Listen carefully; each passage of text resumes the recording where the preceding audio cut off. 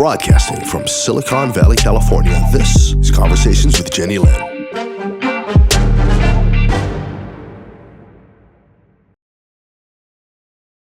Hello all, and Happy New Year to you. Today is actually the first day of 2025, and I feel so lucky that I get to spend it, although not in the same room, with two of my faves. And they've been my two angels because they're fighting a very unusual battle. If you've been following this series, you will know what I'm talking about. And if you haven't, I encourage you to go to the beginning of the series that I'm calling My Nightmare and catch up, because it is quite a fascinating story, if I may say so myself. And this week I'm going to insert some videos that will lend to what we've been sharing. And we don't know the people who produce these videos, but they just add authenticity in case there's someone still following me that questions. And you know what? If you're questioning, I get it. It's happening to me, and I question. And I'm sure Mel and Erik have moments where they question their sanity too, because this entire experience is so off the beaten track that if you don't question it, something is wrong with you. But I promise you, it is happening. And I'd like to welcome Mel. Happy New Year, and welcome, Mel. Thank you. It's good to be here, and Happy New Year to you too. And you look so beautiful, like you do every week. Oh. And welcome, Erik, our little star boy over here, Mr. Fearless. Hello, everybody. It's 2025. Let's make it alive. Okay, guys. I'm performing this year. I'm going to be a performer. Well, you know, every week I tell you that we don't know where to begin, because daily we have so many crazy things happening. We call them crazy because it's nothing any of us are familiar with, but they're happening. And so when we come together, we don't really prepare. I just leave spirit to guide us on what we should share. But one thing I'll share quickly before I hand this over to Mel is, prior to meeting Mel, I would go to the back of the house where I live, and I would see these strange looking paw prints on the ground. And last year during the snow, I saw it on the snow. And I was very perplexed because I didn't know what they were. And I couldn't liken them to any animal I had ever encountered. But along with that, I got this funky scent. It smelled. I grew up in South America, and my brothers used to bring home wild animals to cook. They loved doing that. They would set up a fire outside of our house and cook it. Well, it smelled wild, like a wild boar or something. But I couldn't miss it because it's pungent. And even if you have a cold, you could smell it, because that's how strong it was or is.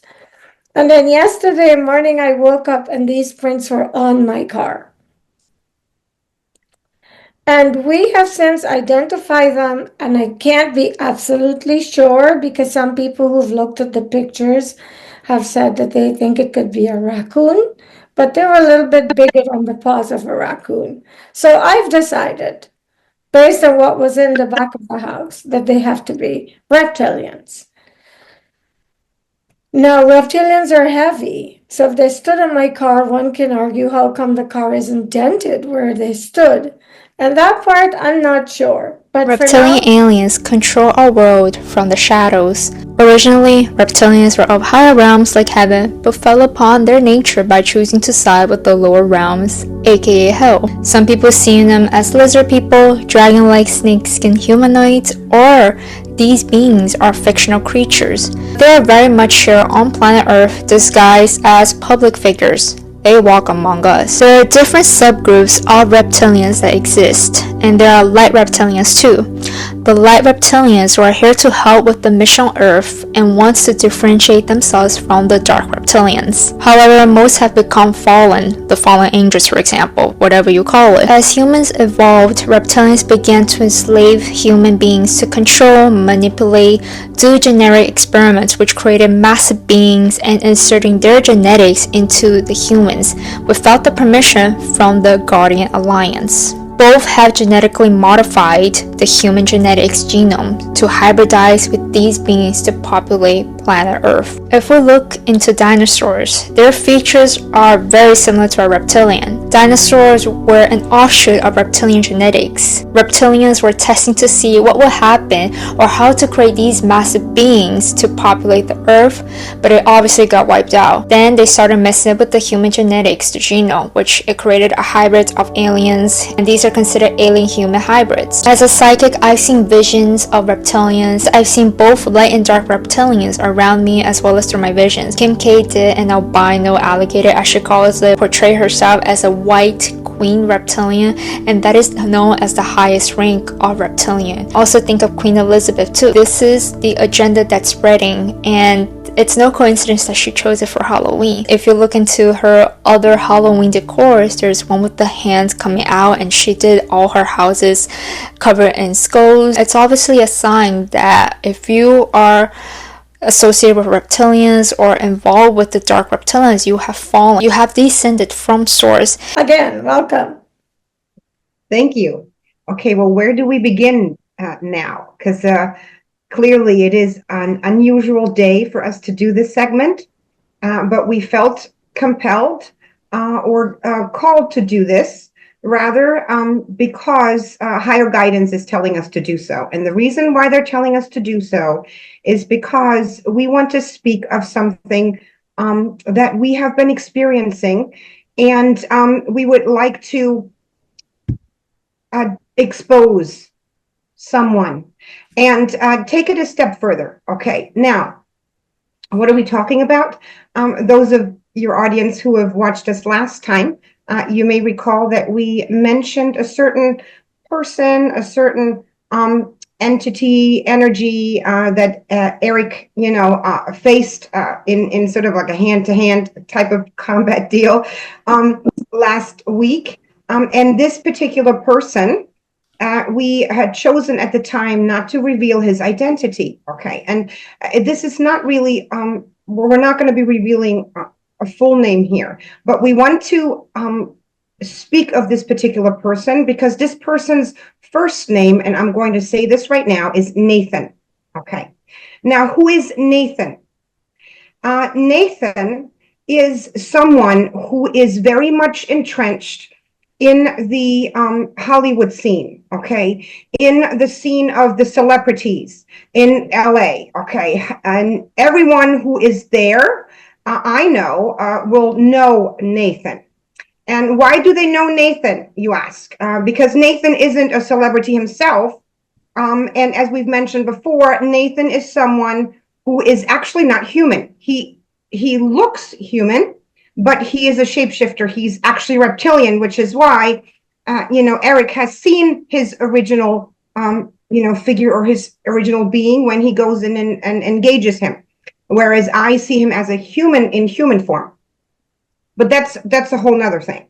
Now, Nathan is of importance in this matter because Nathan is a master illusionist, and Nathan has taken it upon himself after the Wicked Witch of the West that we had sort of disabled, if you so will, or her powers were taken. I don't know if you want to, how you want to say this. He has stepped in, okay, and has been the primary figure in the attacks or the primary force in the attacks that you've experienced since then.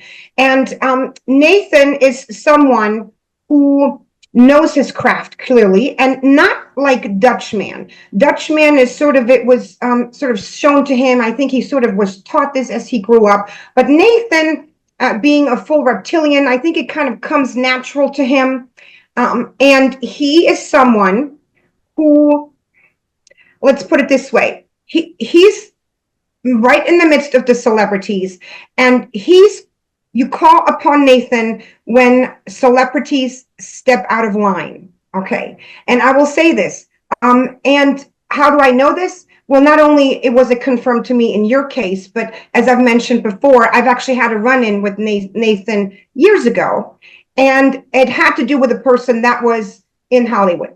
And we didn't engage in the way that we're engaging now, but I got a little bit of a taste of Nathan, and I know that that's what Nathan does. So in other words, if a celebrity is stepping out of line, if they're not adhering to the rules of the contract, or if they might be something that a celebrity is doing that they don't like, well, Nathan steps in and Nathan will take care of it. And how does Nathan take care of it? Well, he takes care of it through threats. He takes care of it if threats do not work. He takes care of it through his magical skills, through his what he does, okay, through the attacks that he's been giving you. And again, I want to, briefly get into what Nathan is capable of doing. I've mentioned that Nathan is a master illusionist. Now, what is a master illusionist? It is someone who is able to create realities or things that don't exist, to divert from something else. So how does this play out when we engage with him? I'll give you an example. He has, gone on the attack with you, and you have felt things within your body that are causing you pain, right? And upon checking your vessel, there's nothing there. Now, how can that be when you are clearly feeling discomfort right now? The only way, what we found out is that's what Nathan does, is Nathan creates the illusion of this pain within your body, but actually has this whatever he's doing in a different location. So that's number one. So he's creating an illusion of something that he wants to do. Also, whenever I had gone in to sort of engage with him to assist you, because remember in previous segments I said that I go to the source. It's important to go to the source, right? I find like 10 of them, okay, or 8 of them, or however. I find multiple versions of Nathan, and they're all illusions except for one, okay? And then I have to sort of figure out which one the real Nathan is in order to get the results that I'm looking for. Because if I attack, for instance, energetically attack the wrong version of him, then it won't do much, okay? And that gives him heads up to do something else. And also, Nathan has a way of creating multiple things of whatever he does, of his spells, of what he does. So, and I said this the last time, which made us actually laugh. This is the first time we've ever experienced this, okay, is that he creates the illusion of pain within in a person's body. And when you take out the source of where this comes from, where he has placed it, and it doesn't go away, or it only goes away briefly, it's almost like a backup system steps into place, like a iCloud is what my spirit team called it, so that I would have a proper understanding of it. And you have to go find the second version, the copy of what it is that he had created, and take out the copy as well, because otherwise you're not going to get the results that you want. So again, Nathan is a person that presents himself in Hollywood as a very, very strong figure. And he's not strong of stature. And I'm sure that Erik will speak of this as well. He is just he's feared. I know that many fear him and that they listen to him. And he has reaped his reputation by doing these types of things. People and celebrities, again, celebrities are heavily involved with him. So that is basically the rundown of who Nathan is, okay? And I don't know if Erik wants to continue and speak a little bit about his experiences that he's had with Nathan this past week or recently, so that we can sort of get an idea of maybe what Nathan has been doing. Yeah, so just going back to kind of recap from what we talked about last episode, Nathan is a very skilled fighter. so for me to go in and face him in regular human form, he puts up a good fight. And then I went in the next time and I was in angelic form and I was able to easily defeat him. And I don't think he had expected that.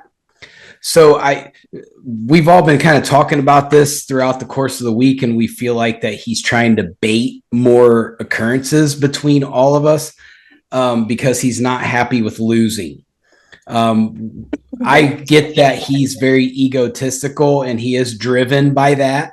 He does not like to be bested, but he also likes challenges. So, and I think that's why he's driven to Hollywood so much, is because he can get in there and kind of maneuver things around and, at his agenda, how he likes them. So, we've had more battles this week, and I've gone a few different kinds of routes with him. He pulled out two daggers on me a couple days ago, and so we fought a little bit on that. But mainly, like me and Jennylyn were talking a few days ago, and she was being attacked in her spiritual self, and so I thought, you know what, I'm gonna go on the offensive, and I'm gonna come up with this strategy. And I told Jennylyn, I said, hey, I've got a few tricks up my sleeve. So I went in and I just basically was drawn to one specific celebrity. And this celebrity, I think when you look at Hollywood in general, we all, even even people that don't see life how we see it, just that the average person can say, hey, Hollywood is a whole other different weird type of weirdness over there. And I think we all know that. So it is easy to kind of, find something to spiritually find there, I guess. But that specific person that I was drawn to was very surprising to me, because it's a very high profile celebrity. That's all I'm going to say. But I got to this celebrity, and so I just kind of reached out to the celebrity, and I just pulled at its spirit and its soul, and I just ripped the soul out of its body just enough to where it was resisting. Like I could feel it resisting. It wanted to go back in. So then after a while, I just let go, and it would like rubber band and smack right back into it. And then I'd grab it again and I'd let go. And it just kept doing that over and over and over again. I did it for about 15 minutes straight, just to aggravate this entity. And it didn't like that. And so I felt really good about it, but so that's that.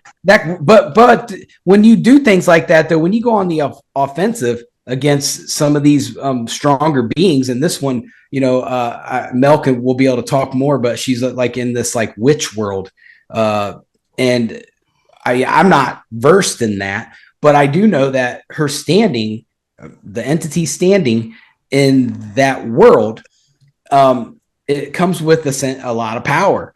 So I was expecting retaliation, especially from Nathan, because I felt like that's in his realm. Like I got drawn to that specific person because that was somebody attached to Nathan. So it did come with some repercussions that we've had to deal with throughout the rest of the week leading up to today. Can I insert something? Yes. While we were speaking, we were getting feedback on your side, not mine this time. So someone was trying to, you can hear it on the video. And like now, I just heard it again. So what I want the viewers watching to know that I am being attacked right now. Right now. And it's coming into my chest, like something has been lodged in my chest, and Mel has removed it several times, but it's just been reinserted, and I feel this intense, like burning, like fire in my lungs, and I'm getting shooting pains, numbing shooting, almost like I'm being electrocuted. pains down my extremities. And I'm sharing this so you guys can understand. This is how much on our case Nathan is. And I suspect Nathan is behind this because these are the parts of my body and this is how he attacks me. So he's clearly unhappy that we are ousting him. And this is the person that we have been told by our guides that he's killed hundreds of people. But Nathan, you cannot kill me. You will never kill any of us. And there's a post with your name beneath it waiting for your head. And you're helping us to take it there. Okay, Mel, I don't know what you're going to say, but I should stop because my chest is on fire. I don't know if Erik was finished with what he was saying. Did you want to add something, Erik? I mean, we did just real briefly. We did have a little bit of a battle again, and I was able to grab a hold of Nathan, and I do feel like that it might not have been it may have been an illusion of his, but it was a strong version of it, and I could feel its power in my hand. And we keep getting told to go to the brain. Well, Jennylyn keeps getting told, go to his brain, go to his brain. So I thought, you know what? That's what I'm going to do. So I'm holding on to this being, and I just grab his head and I just rip his head open. And I know this is I should probably put the disclaimer ahead of time that this could be graphic, but that's what I do. And so I just kind of grabbed its brain, and for whatever reason, unconsciously, I made no conscious reasoning, but I took just a little bit of a bite of his brain and then threw it. And but I was still able to hold on to him while Mel was delivering the darkness from this entity. So I think now by taking that tiny piece of his brain, I can track him now, and it's easier for me to initiate with him. So Mel definitely jumped in there and pulled whatever darkness was inside this thing. So I can't see it that way. I just know what I see in front of me. So I don't know if it has dark intentions or not. Just sometimes the entities will not. There will be something there, a rule or something that I can't break, that I can't engage. But this one, Mel jumped in and took its power away, and then we just kind of got rid of them. But that was an interesting. It's hard to tell where your mind goes when I feel like I probably should check in somewhere and get some help because I'm always doing something along those lines when I get in there. I don't know why it happens, but that's just what my angelic form wants to do. That's how they fight. And so that's the last thing I have, and we can hand it over to Mel. Very interesting. See, I'm not at all grossed out or surprised because let's talk about this before we go on. Okay, let's talk about Erik and myself per se, which we really have never really discussed here. Who is Erik and who am I, and why are we so drawn to Jennylyn and her case? Right? Those of you who have been following our segments here from the beginning know that I often mention Archangel Michael, right? He's a very, very prominent figure in my spiritual journey, not just for purposes of Jennylyn's case, but generally he is. And the reason for that is because years and years and years ago, when I first began my spiritual journey, Archangel Michael came in and sort of informed me that I am a angelic being as well. So I've said this before, and let me explain. Everybody comes from somewhere. We have different versions of ourselves, and our souls have had different experiences, and we, many people connect with otherworldly beings or certain otherworldly collectives, so-called star seeds. So this is a very common phenomenon. But for myself, and I can't speak for everybody, but for myself specifically, I, have been shown and been told that is where I come from.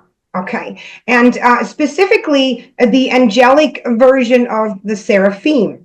Okay. Now, I will say this. Interestingly enough, just a little backstory. when Erik first came in, I actually checked in with Archangel Michael to see, hey, can you say something about Erik? And Archangel Michael literally showed me how Erik was part of his angelic army with a breastplate. He stepped forward from the angelic realm out of that army and was given a sword by Archangel Michael, and then he dropped down, meaning he became in human form. So that told me that literally Erik is an angelic warrior. That's literally who he is. So when he takes on his angelic form, I completely understand and know why he's doing that. Okay. I take on angelic form too whenever I need to, not in the same way. I look a little different. I don't have an eagle's head. I've yet to, yeah, that is your thing, Erik. But interestingly enough, for those who are curious, you can actually Google it. And the seraphim, and by the way, Erik, you are a seraphim as well. The seraphim are depicted in some pictures with eagle heads. I had no idea, but they do. Okay, I had no idea. So for me, it's more like I'm engulfed with fire. And the reason why I feel called to talk about this here is because those who we're ousting are watching this. And I think we need to officially just talk about this. Okay, what it is that they're dealing with. Now, what does that mean? We're still Erik and Mel and Jennylyn, who was, a dragon, who has a dragon version of herself. Okay, so we just want to be perfectly clear. These are the different versions of us. But all three of us together are basically able to address or engage those beings who are doing these things. And the way Erik and I have the skills we have, even though they're different, allow us to do so, which is why, I'm sure that you say Nathan didn't expect that. Okay, he did not expect anyone to be able to do that. So now, that said, very interesting thing happened, and I wasn't even fully aware of what you had done, Erik, with regard to this celebrity, okay, how you were drawn to this certain celebrity. And we had an incident yesterday wherein Jennylyn again was under heavy attack, right, Jennylyn? And you contacted us, and we had one of those three-way conversations, and it's so strange how this always works. It almost seems like that Jennylyn is being told to call us, Yes, so that we can get on the line, right? I was told to do a three-way call. Right, and every time we have a three-way call, we sort of put our heads together, and we actually also energetically work together in doing something at the same time. And I just want your viewers to see or understand how truly incredible this really is. Not for purposes of you being attacked. I mean, that is terrible. But the amount of assistance we have from many different places is incredible, because you were attacked, and at some point you said, somebody's touching my head and they're trying to get my attention. And so I was checking in to see who that was, and then Erik did too, and we found a young female, a human spirit. And it turned out it is someone that passed away a long time ago, which has not been part of our journey here together. She just came out of nowhere. And this particular female started to make gestures pointing to a certain place out the window and then down. And I didn't know what it was. I told you, she's pointing out the window and down. And then she was pointing at the downstairs window, which leads into the basement. So we all, came to the conclusion that she was talking about your basement, and that there was something in your basement. So I just want to really, really show to everyone how truly exciting that is. That even though the archangels can't assist us or other beings because of certain rules that may be out there, higher, laws, that, people who are deceased or other beings can. So I just wanted to put it out there. Anyhow, so we basically went into the basement. We checked the basement out. What we found was, what I found at least initially, was that there was an opening again to the underworld. The underworld is what we would consider hell. People, because you could see the sort of the fiery thing coming up, and it's, again, this is not. I want people to take off their religious hats. This has nothing to do with the kind of hell, really, that is biblical or that is religious, because I don't see it that way. It is, however, a place where, darker beings reside, including demonic beings. Okay. And that is how it's presented to me, so that I would understand what it is I'm looking at. If you're just presenting me with a hole somewhere and it's just a dark hole, I wouldn't know what it is. If you're putting some fiery things in there, I know, aha, it is, the underworld. That's kind of how this works. At least it works for me that way. And, Erik can speak for himself how he gets this information, because I don't see as well that he does. He sees things much more clearer than I do. I work off energy, and energy speaks to me. That's how I do my job as in this field, whereas Erik literally gets, I think, a more visual perspective of things. And anyhow, I'm going to have Erik pick up from the story in just a little bit.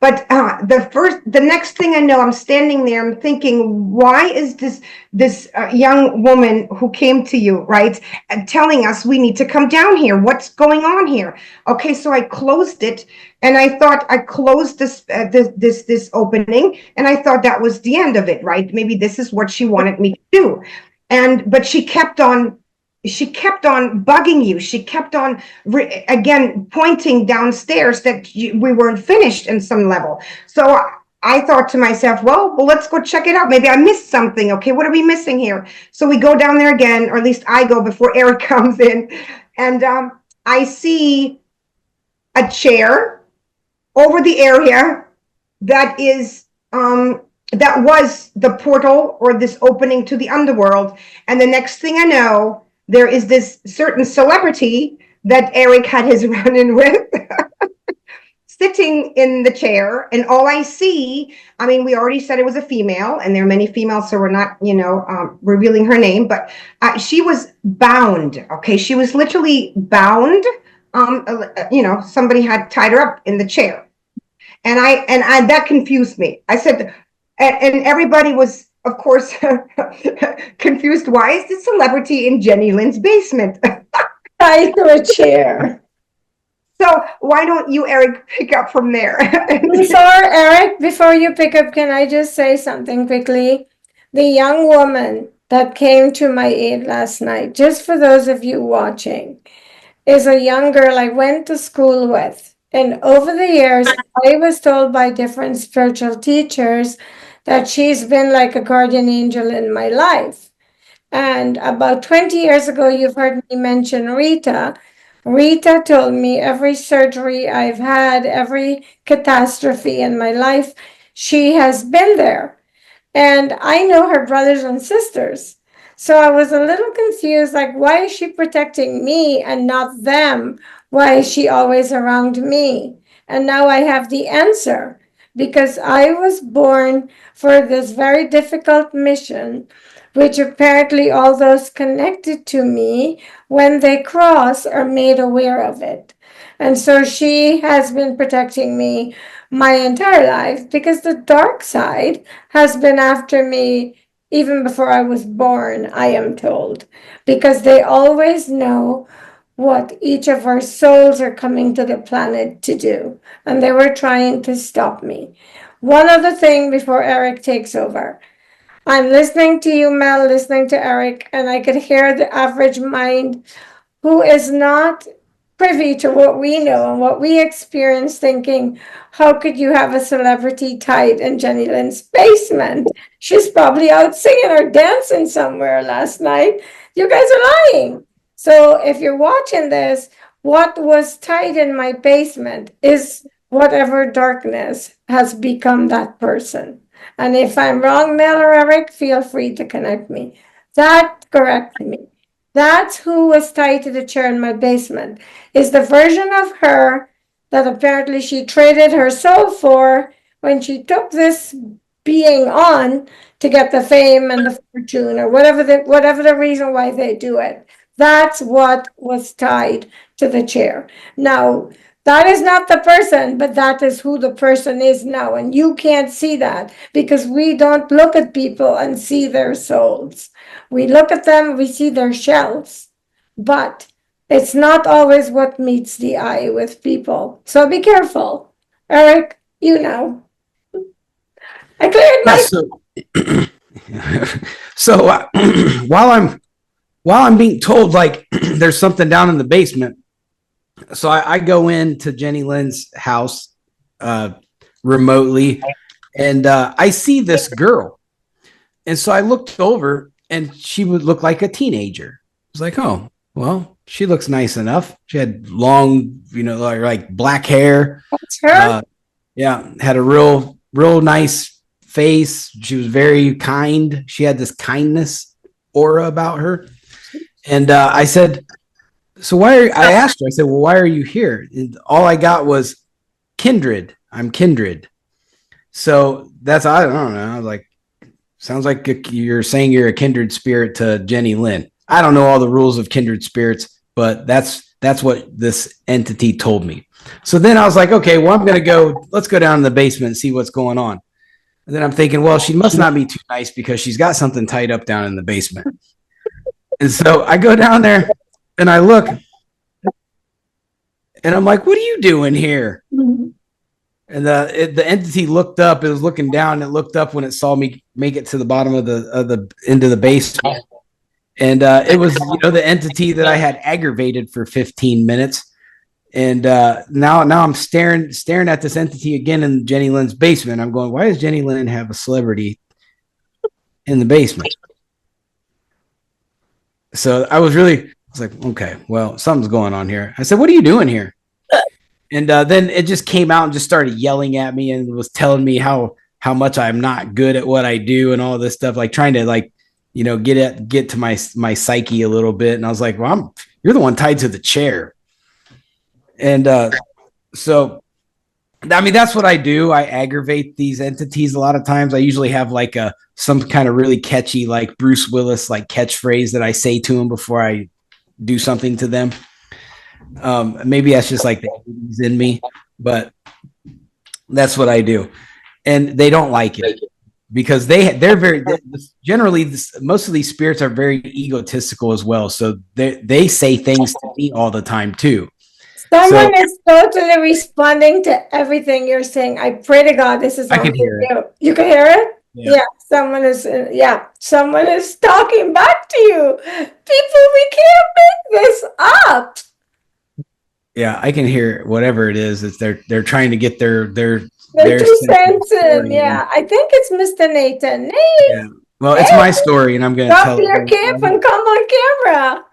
Yeah, go ahead. He's hang out with more Hollywood people. Sorry, I didn't mean to interrupt you, but I wanted you to be aware that he's speaking back to what you're saying.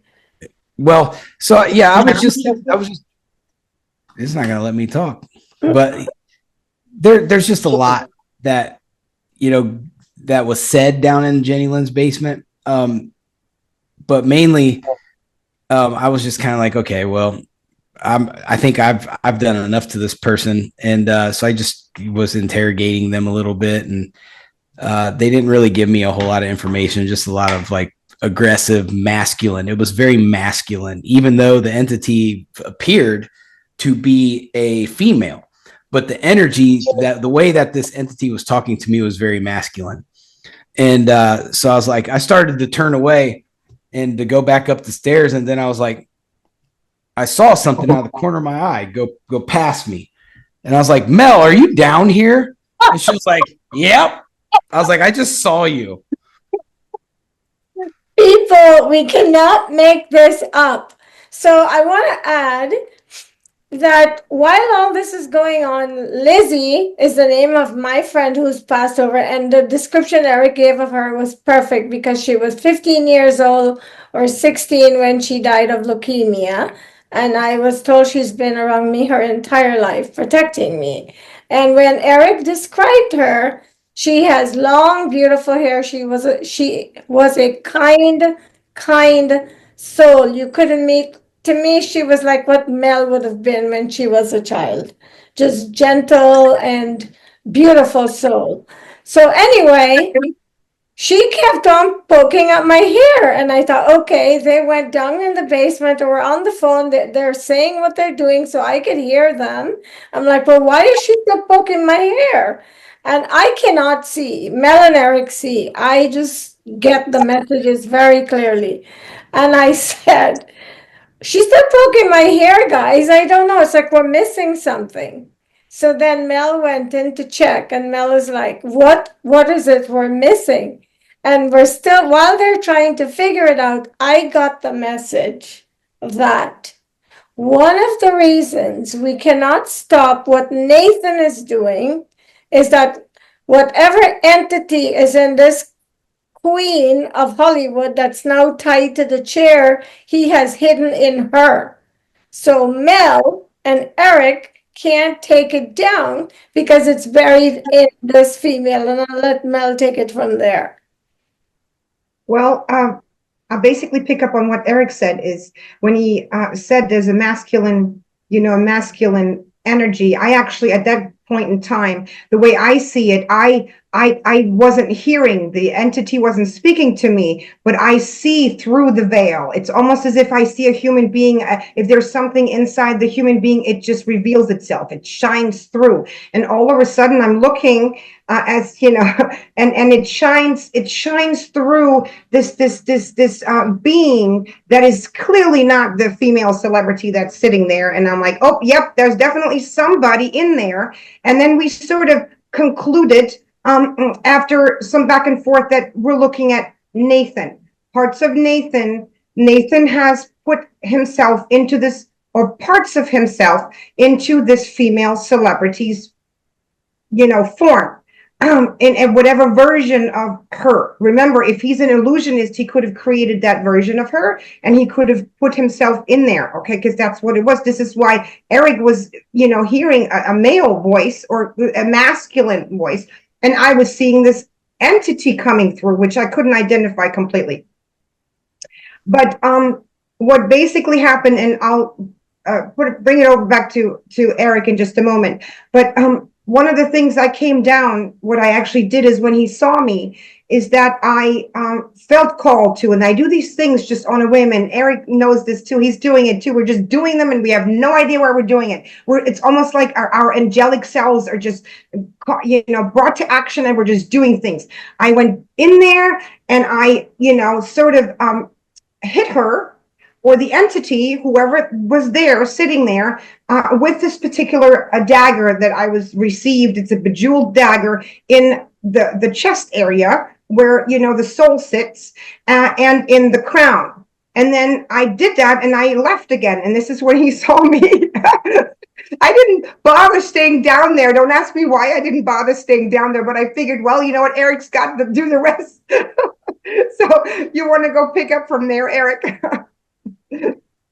Yeah, so I saw I saw her like lunge. That's what I saw. So like she rushed really quickly towards the person in the chair, and that's when I was like, whoa, pretty sure that was Mel right there. And so then I kind of turned around, and Mel was already gone, and then I saw like this just emptiness in this entity, like it was just like deflated, just completely deflated. And did we purified that one too, didn't we? Yeah, I think you actually pulled out her soul, or his soul, and you held it, right? That's right. So yeah, I did basically the same thing as what I tried to do the first time, except I didn't let go this time, and it wasn't really giving me a whole lot of resistance. And so I just kind of pulled it out, and I said, okay, Mel, I've got it.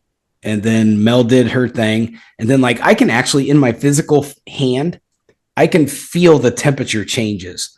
So when these things happen, like this isn't just my third eye, this is like physical. I can feel it in my physical hand when I hold these. And so when Mel was done, I could tell because the temperature of my hand changed. Like I could feel the energy shift. And so I think it's pretty cool when I do that. That's why I do it all the time, is because I can physically feel it. And so then Mel did her thing. And then basically what I do whenever she's done is I kind of throw them back out into the universe, and then they go, wherever. Yeah.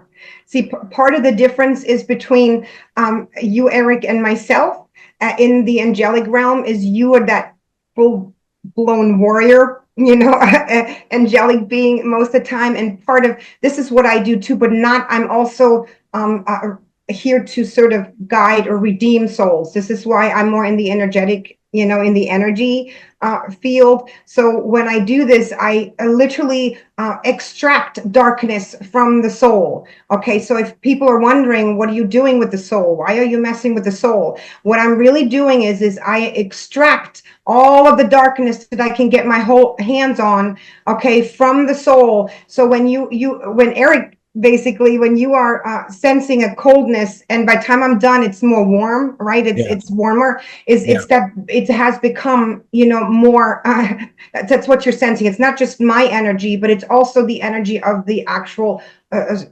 soul that you're holding. So we kind of have different ways of doing things, but it's actually, it works great. It's you're holding it and I'm doing the job.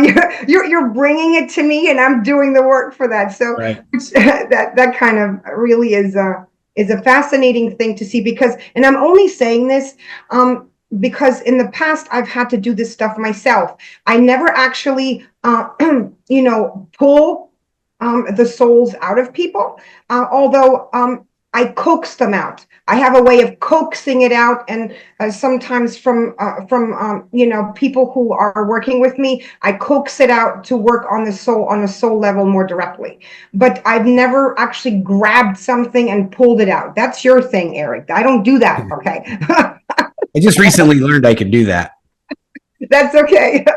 So that's your thing. But in essence, basically, really what it is so that the soul can, on the level, I want people to understand.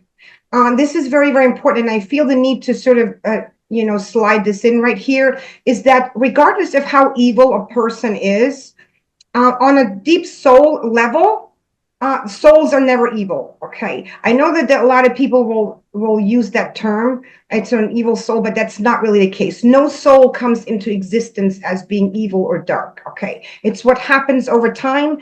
And a lot of times a soul becomes wounded or, experiences trauma. And that trauma makes it more vulnerable to take on the darkness, which is why so many, in the dark realm, or in the dark, Hollywood and such, they often find themselves being subjected to very, very harsh conditions. It's because they, that are not being talked about. Let's put it that way. But they do, is so as to allow for that darkness to, take hold and to keep itself there. A balanced person, a soul who has, who's been able to sort of neutralize some of their trauma, is not really very vulnerable to the extent of darkness that you see in some of those places. So, which is then again, that's what I do. I remove some of that darkness, and the darkness may just be the trauma or whatever else that the soul has experienced, so that it can again become normal. Okay, that's kind of what that is. So, yeah. I mean, that makes a lot of sense. And see, that's what, when I decided, I'm like, you know what, the original idea that I had was, I'll just, eliminate these bad souls. But then I was like, you know what, Mel has a point. I just can't zap them out of existence like I originally thought that I should be doing. I need to allow them to be cleansed or whatever.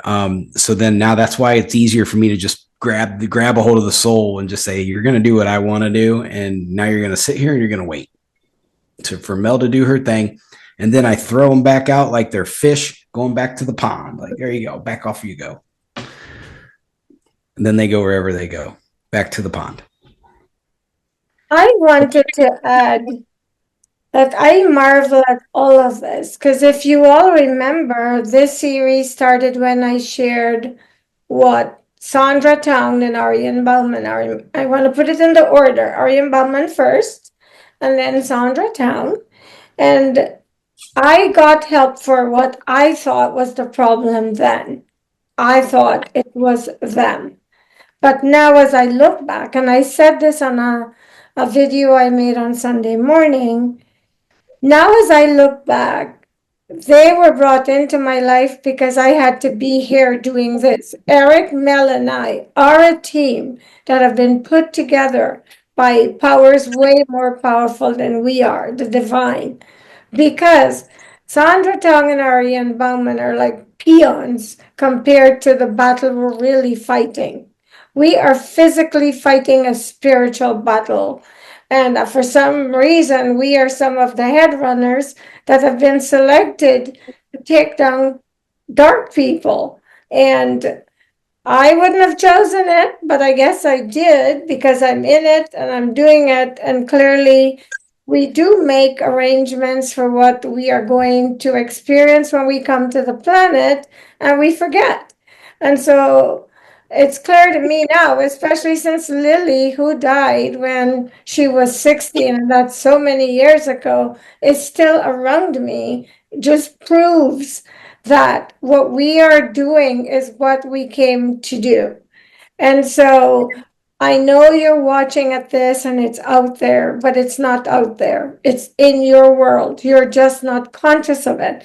And I'm hoping that the only consciousness you will have or experience you'll have with it is listening to us, because I would not wish this on anybody. This is not for the faint hearted. And I'm not calling anyone faint hearted, but I'm telling you right now, I don't know how I survive this daily, because Nathan apparently has been torturing humans his entire life.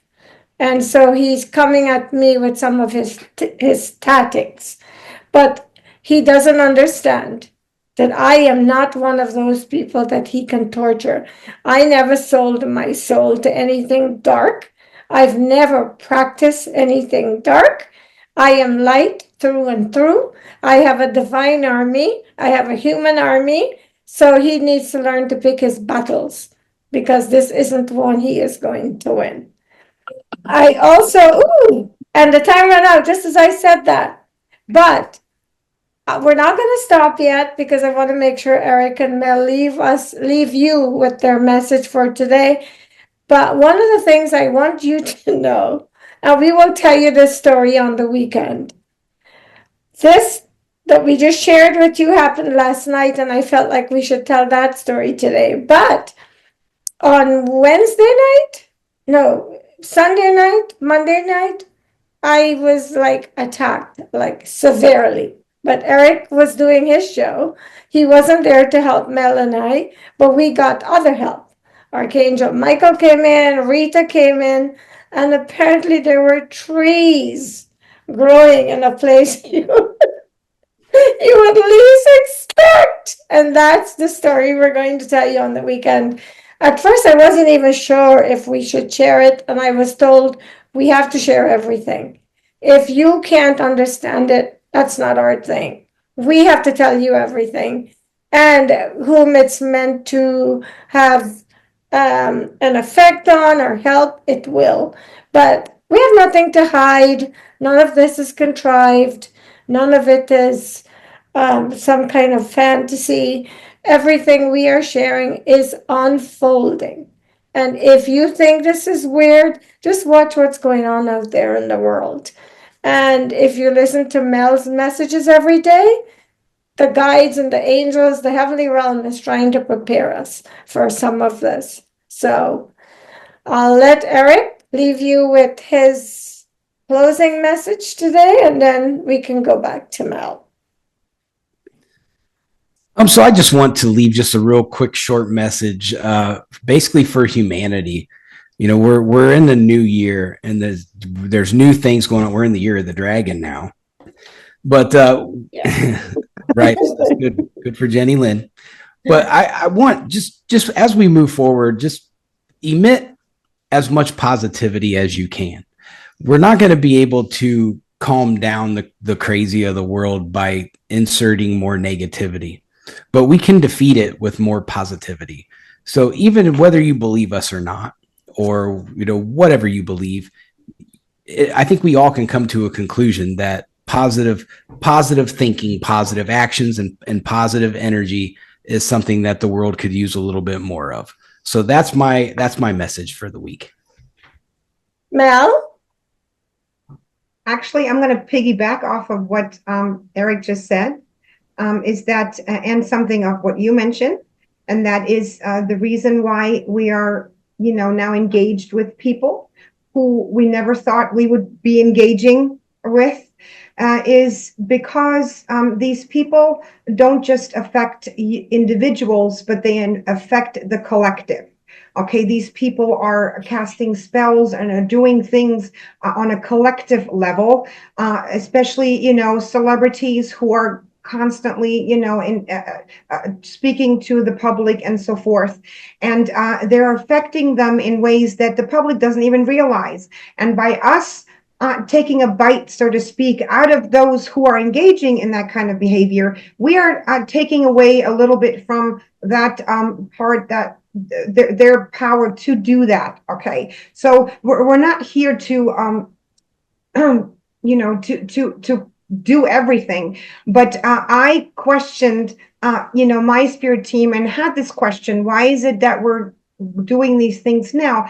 And again, I was told is that it really is about sort of assisting not just you, Jennylyn. This isn't even about you anymore, although you are affected and you mentioned this. It's about the collective and humanity, as Erik says, is that these people are affecting them by what it is they're doing.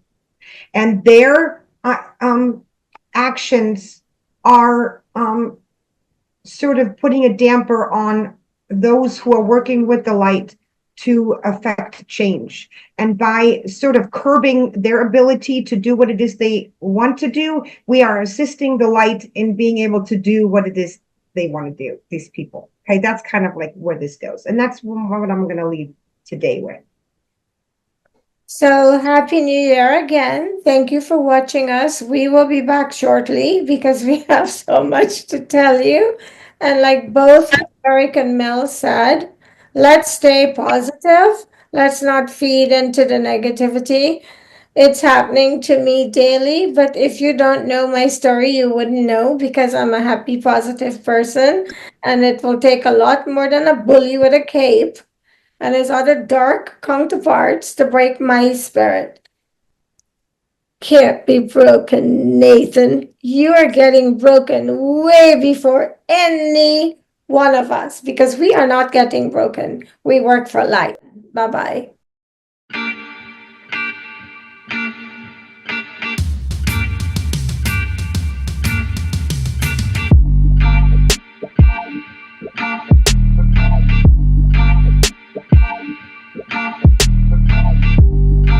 Broadcasting from Silicon Valley, California, this is Conversations with Jennylyn.